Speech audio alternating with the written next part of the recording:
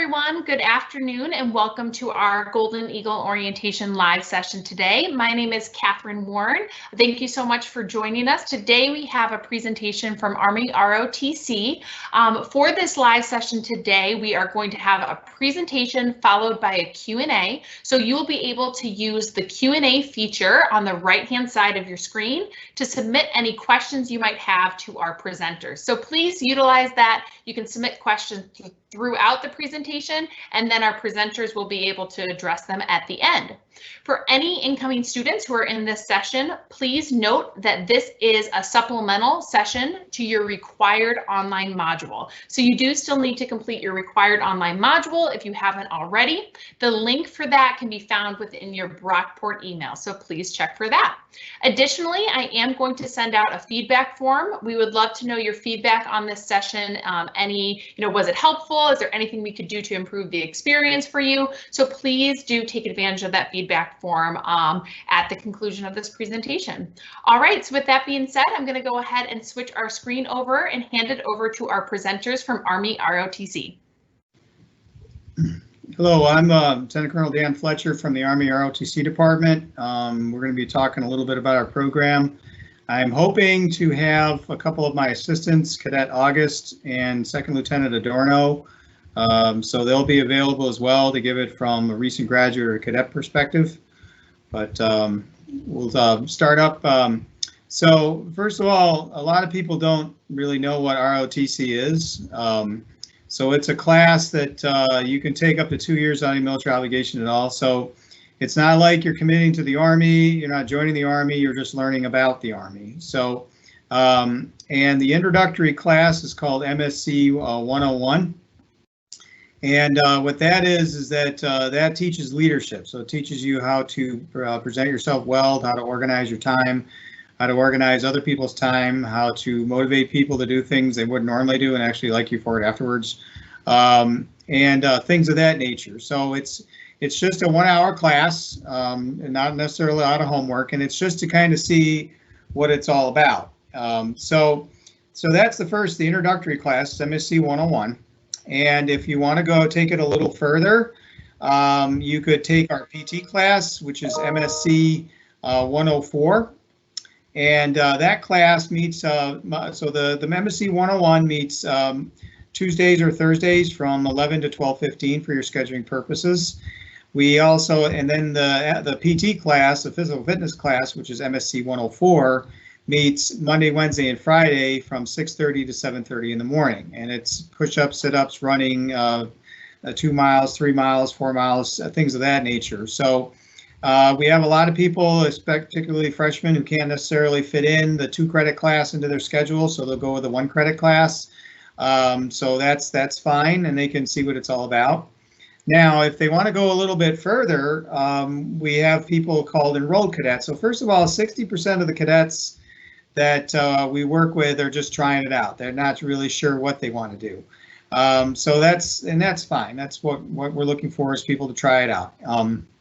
But if you want to take it a little bit further, there's a thing called enrolled cadets, and they fill out some paperwork so that way they can do the actual hands-on training. And the enrolled cadets take lab, which is the hands-on portion of our classes, from 3:30 to 5:30 on either Tuesdays or Thursdays. Tuesdays and Thursdays. And in that's where you shoot the rifles, you throw the grenades, we do a thing called a leadership reaction course where you get 11 cadets over an obstacle in another 30 minutes and think outside the box while you do it. We also do squad tactics. We use infantry tactics to basically test your learning from what you learned in the classroom to see how you can handle yourself in a stressful situation. And that's where you have rifles and rucksacks, and your mission is to go down a lane, and you're met with various challenges, reporters on the battlefield, civilians, angry farmers, whatever. And then often, a firefight breaks out. There's people running all over the place, and we see how well you can handle the stressful situation. So that's lab. We also sometimes do the obstacle course and things of that nature. And then also part of the enrollment process is that the class is that we have field training exercises. That is a Thursday, Friday, Saturday, Sunday thing, and it's only once a semester. And those are basically super labs. So at the field training exercises, you do a lot of the same things you do in labs, except you have two or 3 days instead of just a couple of hours. And same thing, we do squad tactics, we do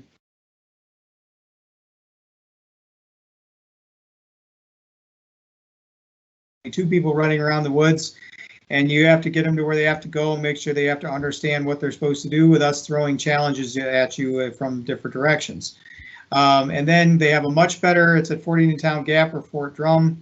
They have a much better facilities there to help facilities that we can train on. So they have a much better field train or leadership reaction course than we have at Brockport. And they have we can shoot machine guns. We also have a range that we shoot M16s a year at Brockport. It's a lot of fun. I mean, we have a lot. The camaraderie is awesome. But if you graduate and go all the way with Army ROTC, then you can become a second lieutenant in the United States Army. And with that, you can make up to $55,000–$60,000 a year to start. We have cadets serving all over, or former cadets that are now lieutenants serving all over the world.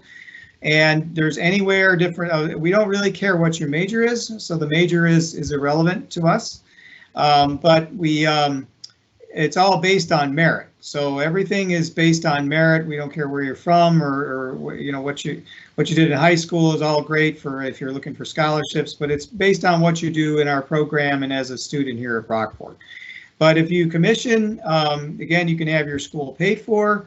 And we also have, so there's 17 different branches. So there's the standard combat arms, there's the infantry and armor, artillery officers, engineers, but there's other skills. We've had, and over the years, I've known a lot of cadets, I've been doing this about 15 years. We've had finance officers now work on Wall Street. We've had logistics officers that work for Fortune 500 companies. We've had Signal Corps officers that work for Microsoft and Google. We also have had we've had a lot of medical personnel, so nursing is very much a part of it. So that's another branch you can go into. We now have cyber warfare. With cyber warfare, you go to Monterey, California for a couple of years, and you get your master's in cyber warfare. So we've had a former cadet. Her sister is now doing that. She's now she's an artillery lieutenant, but her twin sister is in cyber warfare. So when she graduates from Monterey, California, she'll have a master's in cyber warfare and proceed to engage the enemies of the United States on the cyber warfare round for the next 6 years. So let's see. I do have Second Lieutenant Adorno. Is he on? I don't see him on. Did he say that he was here? I don't. His name. I'm getting a lot of text messaging traffic. So if you don't see him, Catherine, then that's okay. We'll just continue. Sounds good. So, all right. And August is having issues, having technical issues. So let me know if they come on. Okay. So moving on, what do cadets learn? They learn basic leadership skills. A lot of places around the nation say they teach leadership. This is what we mainly do, but ours are more chaos management. We have. So we also teach basic management skills. So these are all the things you learn in the class and the labs. It's amazing to see the development where we have people that cannot communicate very well at all. They don't like being in front of crowds, and then within a year, they're running the Ranger Challenge team. They're running teams in the field. They're organizing training. So it's amazing the communication skills and confidence that are developed from our training. We like people who can think outside the box, who can think under pressure. Coordination of group efforts, large organizations for large projects. So we do a lot of large projects and smaller projects. ROTC is like a bell curve. It starts out not too hard. It gets a little harder in your sophomore year. Your junior year is your toughest year in Army ROTC. You're put in charge of companies, squads, platoons. You're constantly evaluating your leadership and your followership because you're getting ready for advance camp. So 60%, or I'm sorry, 30% of your grade is your grades. So for us, the 3.0 is great. 3.5 is awesome. 2.3 is there's not much we can really do about it. But so we encourage people to have the best grades possible. We also have, so the next thing we're graded on is called a cadet evaluation report, which is basically doing whatever it is that that you do in the classroom, in the labs, if you're in Ranger Challenge, which we'll talk about. So that's what that's evaluated. If you're in sports, if you're in things on campus, that all goes in the cadet evaluation report. And then the third way we grade is advanced camp. So that's between your junior and senior year. It's normally it's a 1 month training. Things have been little bit different because of COVID-19, but normally it's a 1 month type of training event. And basically, one day you're in charge of 90 cadets, another day you're in charge of 45 cadets, the next day you're not in charge of anything, so you evaluate your followership. You go to the rifle range, you go to the grenade assault course, you go to the land navigation course, you go to leadership reaction course, you go to the water confidence course, then you go to the field, you do more land navigation, you do squad tactics, and then patrol tactics. So it's pretty intense, but once you're done with that, then you go into accessions where we assess. They're assessed against 5,000 cadets across the nation, and that determines whether you get active duty or not. Most cadets at Brockport usually opt for active duty. Some like to go in the National Guard or Reserves, but basically. That, you know, your grades and your scores determine what you get. So you could go active, either 4 years active, 4 years reserves, or 8 years active, or 8 years reserves if you want your graduate school paid for instance. But it's all based on your performance. So the class of 2017, for instance, they were all in the top 20% in the nation, all 12 of them. And they all got airborne school, they all got to go to air assault school, they all got to go overseas in various internships, they all got whatever duty station they wanted, they all got active duty, which they wanted, and because they earned it. So if you can write your own ticket based on your own individual efforts. Moral and ethical conduct. So so basically, we hold our cadets to a higher standard. We don't like to have to dismiss people if we can get away with it, but we're not tolerant at all of drinking or drugs. So alcohol-related offenses and things of that nature, because we are at the end of the day representing the nation and the Army when you're wearing the uniform. So we learned skills to be an Army officer and skills desired by civilian employers, excuse me. Okay, scholarship opportunities. So again, there's 3 types of cadets. 60% are just trying it out. We have around 70 to 80 cadets in our program right now. We have around, I think it's around 35 cadets, right, or prospects that are looking to join our program. But if you want to try to, you're serious about being an Army officer, you can go to after a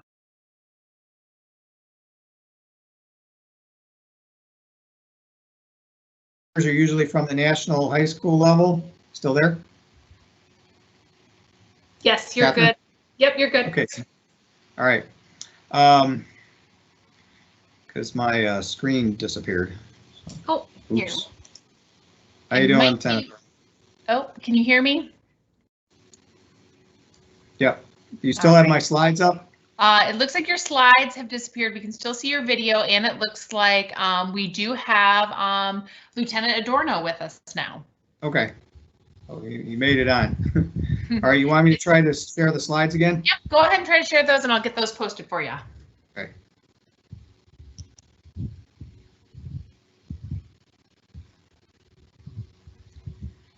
All right. Okay, so I'll just continue on. Lieutenant Adorno, were you able, did you have a scholarship? Were you a guaranteed reserve force duty scholarship cadet? Yeah, the GRFD, sir. Okay, very good. So I'll have you talk through that slide in a minute here. Catherine, you still with us? Yes, you are all set. Okay, great. All right. Yeah, it works. So anyways, scholarship cadets, if you earn a scholarship, it's very competitive, but you can get tuition and fees or room and board up to $5,000 per semester. Then you get $600 semester of books and $420 a month living allowance. And then the service commitment afterwards is either 4 years active or 4 years reserve or 8 years reserves. But you can maybe do a few more years active if you want your duty station guaranteed or your graduate school paid for. And I've known people that did that. So, okay, GRFD, Senator Dornow, he's a recent graduate program. You want to kind of talk about that? Yeah, so I had the GRFD scholarship. I was in the National Guard while I was a student at Brockport. And so I chose the dorm to get money for my living. And so I ended up getting about $4,200 a semester, along with a $600 book allowance each semester and a $420 monthly stipend. And then also through my unit, I was able to apply for the Gold Seal, which is essentially paying for the rest of my tuition and fees. So while I was at Brockport and in ROTC, I had my tuition paid for, my room and board paid for, and I was getting paid for my books, and I was getting a monthly allowance. So on top of that, also my drill pay each month. So you go to drill once a month, and while you're there, you get paid roughly about $200. So I was getting paid to go to school for my last 2 years in ROTC.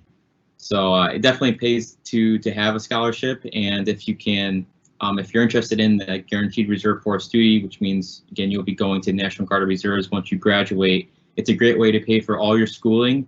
And after that, I know student debt's a big thing for a lot of people. Have that kind of taken off your shoulders, and it gives you a little more leeway when you focus on moving forward.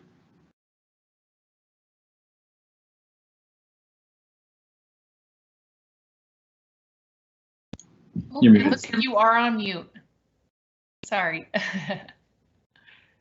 Oh, I think you are still on mute. Are you able to unmute yourself? There we go. Okay, thanks. Okay, so yeah, thanks, LT. So that's how he paid for his school, and then he's going to go on to future training from there. And then one other question for Lieutenant Adorno. What are you planning on doing once you're done with your?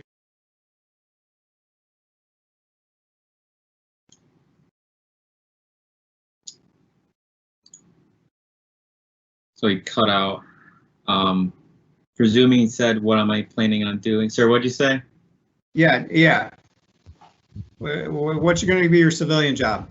Oh, so right now I'm applying for accelerated nursing school. So I used, I took all the pay that I got through ROTC, and it's helped me get through not having to worry about that student debt afterwards. Let me continue my education on in pursuing nursing. Okay. Very good. So, so basically, the next type of cadet is called a non-scholarship cadet, and they compete against the scholarship cadets for active duty positions. And we have a lot of cadets in the National Guard, so we have a very diverse program. We have all types of cadets from all different walks of life, but the three big ones are the participating cadets or the enrolled cadets, the cadets that are on scholarship, and then the non-scholarship simultaneous membership program cadets. So at any time throughout the year, I have somebody in basic training, but it's not a requirement for ROTC. So if you go to basic, as you can see from the slide, you get around $5,000. So they're called basic training, and SMP stands for simultaneous membership program. So that's what the acronym stands for. If you go to advanced individual training, like we just had one individual come back from that, you get another $7,000 depending on how long you're there. You can, with the National Guard, you get 100% tuition assistance at SUNY. And then you can get this, the kicker, GI Bill with kicker, which is $725 a month if you go to advanced individual training. E5 pay, which is $380 per month for a drill weekend, and this $420 a month stipend. So these individuals compete against the scholarship cadets for active duty positions. So again, the class of 2017, 3 or 4 of them were SMPs, the rest of them were scholarship, and they all got whatever they wanted as well. So so with Lieutenant Adorno, he had a guaranteed Reserve Forces duty scholarship, which locks him into the reserves. But if you want to compete for active duty, then your options are the regular, what we call line scholarship, or go through the SMP program. Okay, non-basic SMPs. These are very common at Brockport because it is a SUNY college and the tuition here is fairly low. So we have 2 or 3 cadets that never go to basic training. So what they do is, and Emma Klein, who is the current Brockport Student Government President, is one of our non-scholarship SMP cadets. And she didn't go to basic, but she gets the tuition assistance. She also gets her drill pay, her E5 pay, and she also gets $420 a month. So they don't have to, as it says, don't have to attend advanced individual training, but it rivals a scholarship at a state school like Brockport. So that's why we have so many of them, that they're called non-scholarship, non-basic SMPs. And so the sergeant's paying the stipend to help to pay for her rent, and then she gets the free tuition through, and then she has several other jobs that she uses and she eventually wants to commission as active duty. Okay, scholarship eligibility. So if you are a non-citizen, you can still take part in our program. We have about 10 cadets that are not going to commission or can't commission. One of them is blind in a wheelchair. We have another one who's blind in one eye, who's one of our incoming cadets.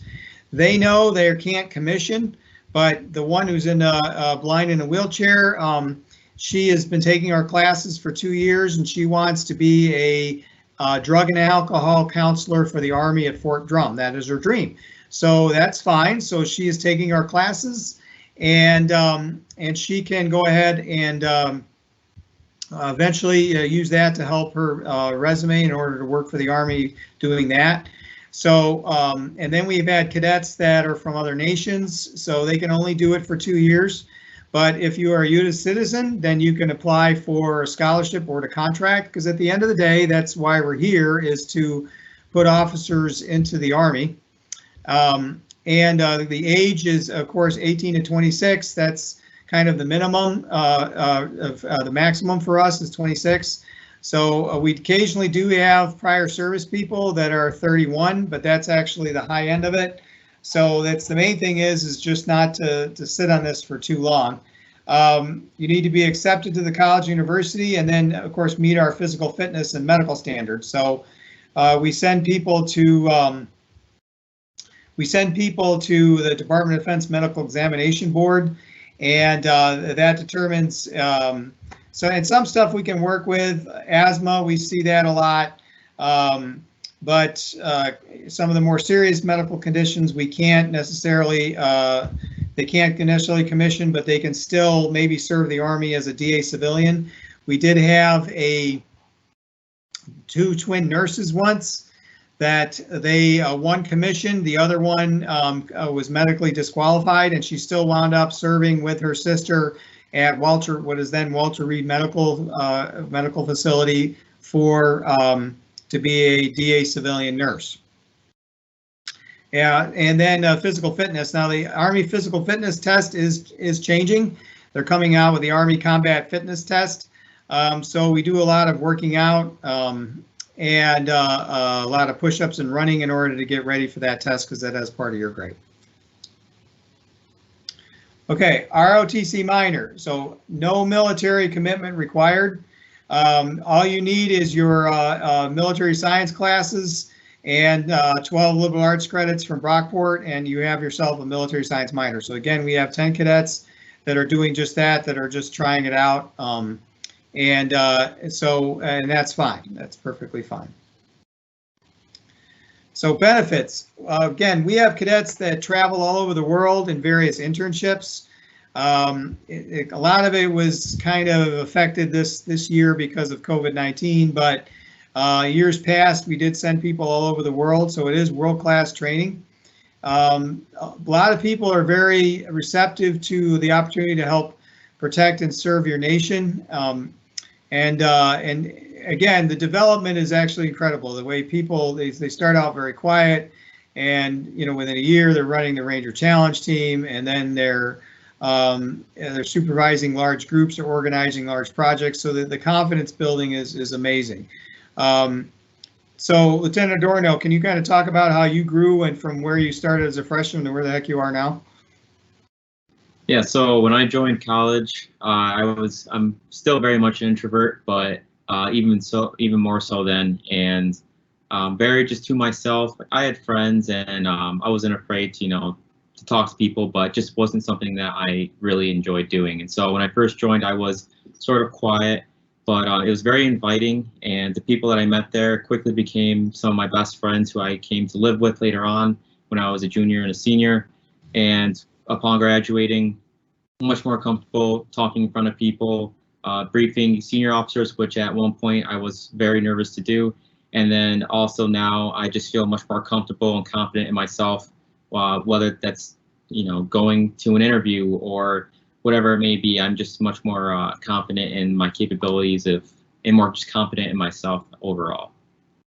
Okay. Very good.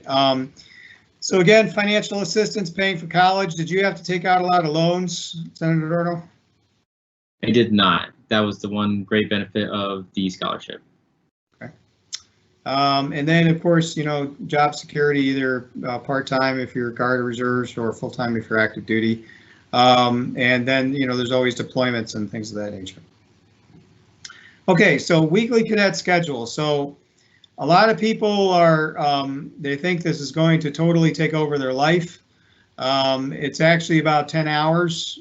So it wasn't necessarily, it gets a little bit busier when you're a junior, but you have your regular classes, you have fitness, you have labs. We try to teach you in time management, but we do encourage individuals to do clubs and sports and things of that nature.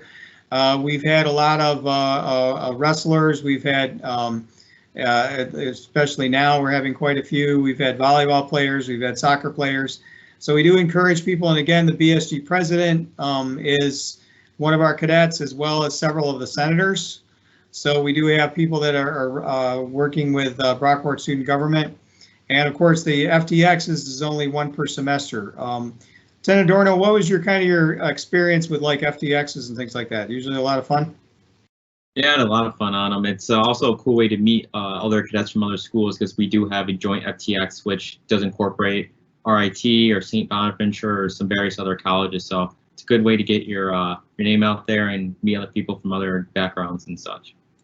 Okay, very good. Okay, so some of the other events, we have the confidence course, situational training exercises, as I kind of discussed earlier, combat water survival. We do the leadership reaction course, where again, you have to get 11 cadets over an obstacle and think outside the box while you do it. We get on the machine guns, we get on the M16s. We also have a range here in Brockport that we use at the Conservation Club. And field training exercise. So again, it's more you're dealing with people rather than just writing papers on leadership. So other activities, we have the Color Guard, Ranger Challenge. Senator Adorno, you were on Ranger Challenge, correct? Yes, sir. Okay, again, you want to kind of talk about that? Yeah, so Ranger Challenge is going to be a very small group within ROTC that's going to go and compete on a brigade level. So there's about 42 different schools that will show up to this competition, and you're going to be doing various different stations that include land navigation, obstacle courses. There's like a first aid station, and essentially over the course of about 5 weeks, you're mastering these skills and dismantling or taking apart weapons, putting them back together, timed, of course.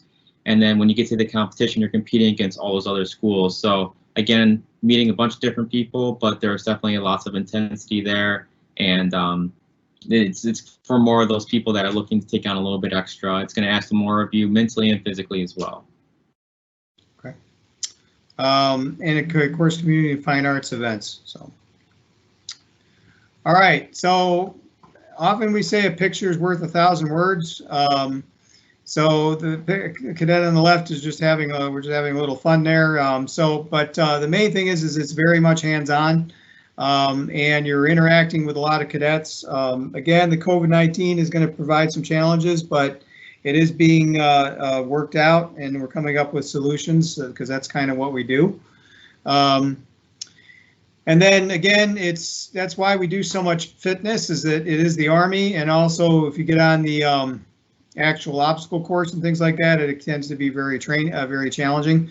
So we do try to develop you as an individual as best as possible, to help to meet with these challenges and build your confidence and your physical fitness. And then the squad tactics. So again, this isn't all about infantry tactics and shoot them up and things like that. There's a lot more to it, as we've kind of discussed in this presentation. So the infantry tactics is just one way. It's the easiest way for us to evaluate leadership. So and we do road marches, especially for the contracted cadets. And again, it's a good fitness team building activity. So on this is some helpful links. Our email is rotc@brockport.edu, so that goes directly into my email account. Or you can call us at our number, which is on the webpage.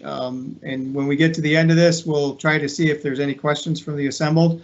And again, we are very diverse. We're very open to questions, and that's all we're looking for, is for folks just to see what it's all about. And if you email me, I'll give you some more information. And then you can look on our website for all kinds of information.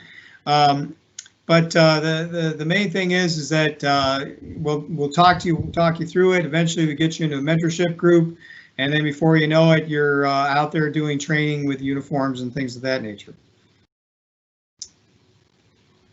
Okay, so Lieutenant Adorno, anything else you want to throw in before we go to questions? Nothing from me, sir. Okay.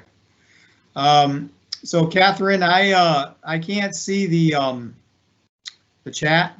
Yeah, no worries. If you want to just unshare your screen, we took your PowerPoint slide down, so now we can see your video feed.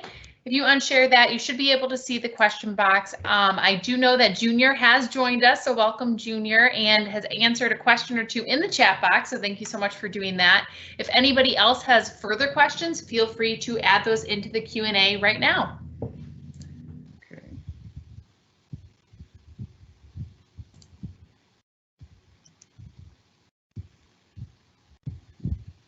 There he is.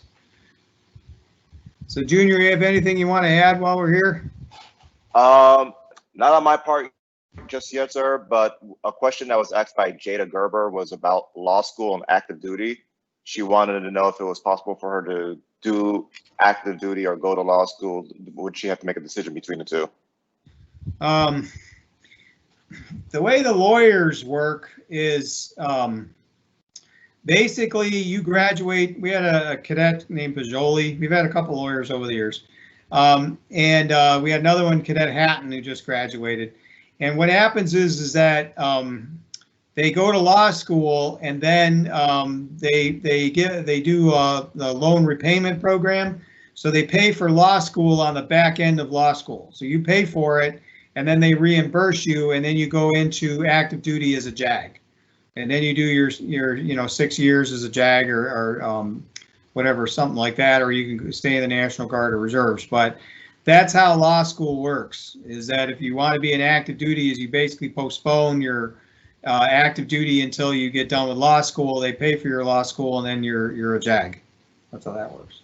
Or the other way to do it is what they call GradSo, which is basically if you give them additional active duty time, then they will basically they'll send you to law school or to graduate school for two to 3 years and pay you your regular salary while you're there.